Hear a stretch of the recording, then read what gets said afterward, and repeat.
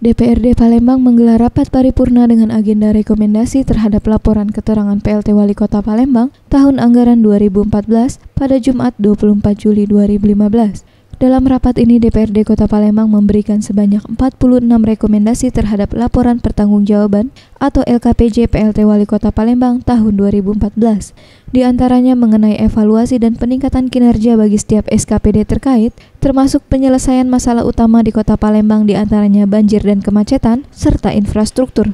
Hal ini diungkapkan Wakil Ketua DPRD Palembang, M. Adiansyah. Penyerapan anggaran itu semaksimal mungkin mereka laksanakan, dan kalau memang dalam penilaian oleh tim TAPD, terutama Sekda, yang ketua tim TAPD itu kan Sekda, ya silakan berdasarkan evaluasi itu, berdasarkan masukan rekomendasi dari setiap komisi itu kan ada secara detail. Nah, itu akan diketahui dinas-dinas mana, SKPD mana yang tidak dianggap kurang mampu melaksanakan tugasnya. Hendaknya kalau memang harus diganti, kenapa tidak? Salah satu permasalahan utama itu kan banjir dan macet.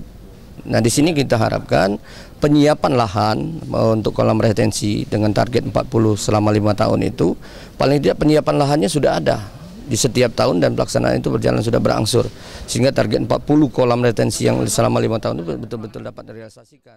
Menjawab rekomendasi ini, PLT Wali Kota Palembang, Harno Joyo, mengungkapkan pihaknya akan berusaha melaksanakan apa yang diberikan oleh DPRD Palembang dengan sebaik-baiknya, seperti menyelesaikan masalah banjir dan adipura kencana yang harus kita pertahankan. Banyak tadi ya, nggak hafal kan? Ada 4, ada berapa tadi? Banyak. Itu yang disampaikan, yang dibacakan ada 46, tapi ada beberapa ya sebagai intisari resume yang dibacakan.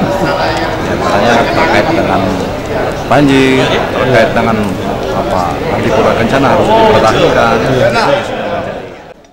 DPRD Palembang, pemerintah dapat segera menindaklanjuti dengan kinerja lebih baik, termasuk mengevaluasi para pejabat di lingkungan pemerintah kota. Nira Laras Ayu, Septiawan Rizky, Sriwijaya TV.